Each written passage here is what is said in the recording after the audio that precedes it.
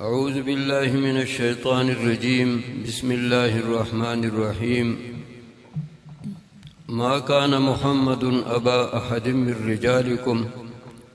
ولكن رسول الله وخاتم النبيين وكان الله بكل شيء عليما. وقال رسول الله صلى الله عليه وسلم: أنا خاتم النبيين لا نبي بعدي. صدق الله العظيم وصدق رسوله النبي الكريم. حاضرین د عقیدې د ختم نبوت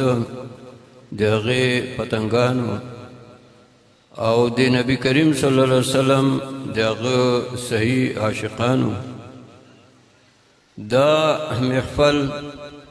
دا یو داسې محفل دی چې دې کې کومه موضوع او کومه مسله هغه بیانېږي او د هغې دپاره تاسو راغلي یئ، نو دا هغه موضوع ده او هغه مسله ده چې دې دپاره تقریبا 1200 صحابه کرام او تابعین هغو جام شهادت هغه په نوش کړ دی. مسلمه کذاب د هغه ډېر غټ هغه لښکرو 40,000 هغه د هغه لښکرو د هغې مقابله کې چې کوم صحابه کرام او کوم تابعین هغه شهیدان شوي دي، نو د هغې تعداد هغه په کتابونو کې د 700 نه تر 1200 پورې هغه ذکر شوی دی.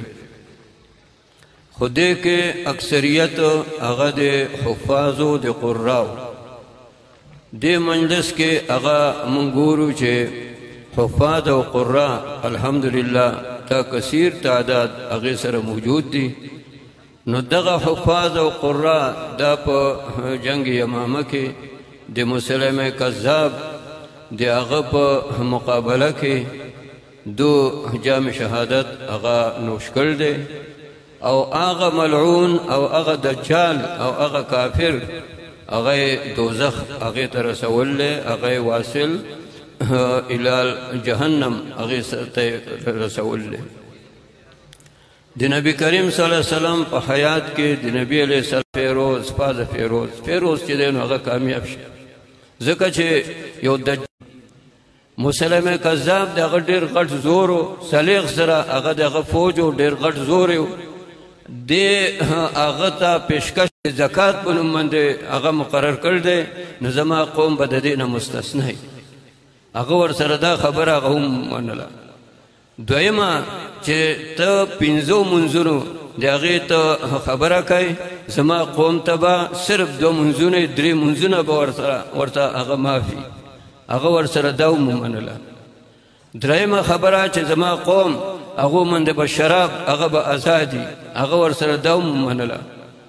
څه روایتونو کې راځي چې هغه دې سره نکاح هغه هم وکړو او په دې باندې چې چا ایمان راوړی هغه ټول خلق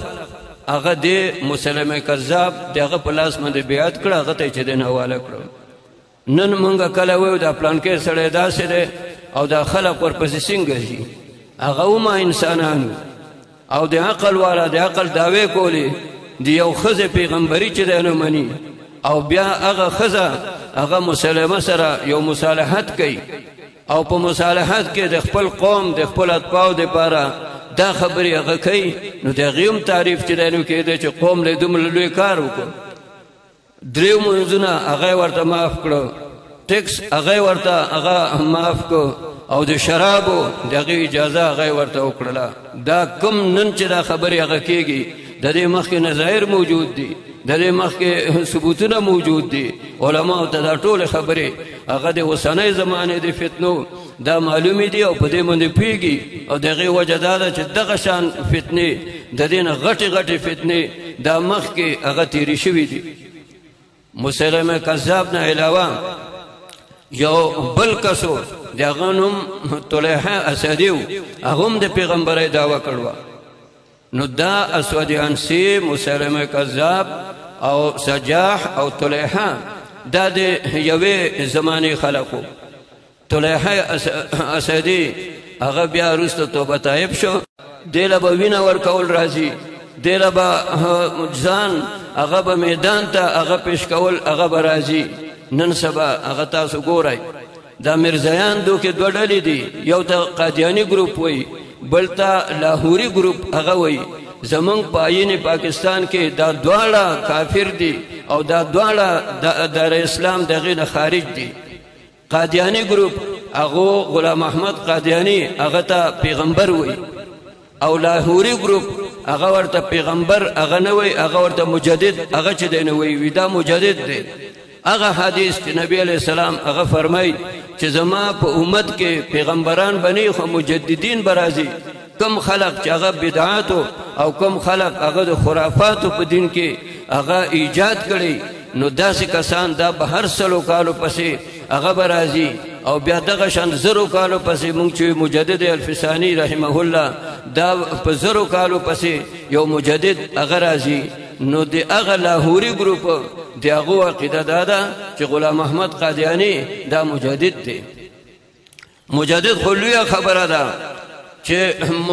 دته مسلمان هغه څوک هغه وایي مسلمان قدرې هغه ورته وایي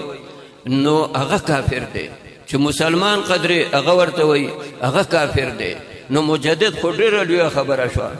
او بیا کافر هغه ته چې کافر هغه چې دی نو نه وایي او د ویلو وخي یو دا چې هسې فتوی لګوئ کافر کافر هغه په خپل ځای خبره ده یو دا چې د کفر د فتوی وخت چې دی نو راشي او بیا د کافر ته کافر نه وایي نو دا سړی هم هغه بیا مسلمان هغه نه پاتې کېږي نو زمونږ د آیین مطابق او زمونږ د عقیده مطابق هغه که قادیانی ګروپ دی هغه هم د دار اسلام د هغې نه خارج دی او هغه که لاهوري ګروپ دی هغه هم د دار اسلام د هغې نه خارج دی دا شرعي فیصله دا په پارلیمنټ کې د علماء کرامو دا د هغو په محنت سره شوې ده خو علماء کرامو په شا باندې زمونږ مشران او کیدای شي تاسو هم په هغه وخت کې وایي دا مشران دا د هغو په شا باندې ولاړو علما اوس هم حق موقف باندې دي حق خبرې هغې باندې دي نن سبا داسې خلق هم پیدا کېږي چې هغه وایي چې یو سړی هغه د نبي علیه السلام هغه نبوت مني کلمه چې دی نو مني خو خاتم النبیین چې دی نو هغه نه مني وایي زه ورته کافر نه ویم تا نه چا تپوس کړ دی دغه سړی د کفر د دې تپوس به مونږ د قائد ملت اسلامیه نه کوو د دې سړی چې دی نو تپوس مونږ به د شیخ الاسلام مولانا تقی عثماني صاحب نه کوو د دې سړی تپوس مونږ به د شاهین ختم نبوت د مولانا الله وسایان چې دی نو کوو د خواجه خان محمد رحمه الله دغه نه به کوو ستا په شان بېدینه او ستا په شان بې اسلامه چې د قرآن آیات خاتم النبیین لفظ والا نه راځي هغه نه به خلق تپوس چې دی نو کوي چې دی باره کې ته څه وایي نو دې وجه نه دا جذباتي خبرې نه دي دا علمي خبرې دي دا د زمونږ عقیده ده چې کوم یو سړی هغه د ختم نبوت هغې کې څه قسم هغه تعویل چې دی نو کوي هغه مسلمان نه دی لکه په توحید کې چې تعویلونه کوي د نبي علیه السلام په رسالت کې چې تعویلونه کوي نو په ختم نبوت او کله چې د 74 د هغې تحریک هغه چلېده زه طالب یم په کوهاټ کې چې دی نو یو عالم هغه تقریر کو د مشرانو کې هغه دا خبره وکړه چې د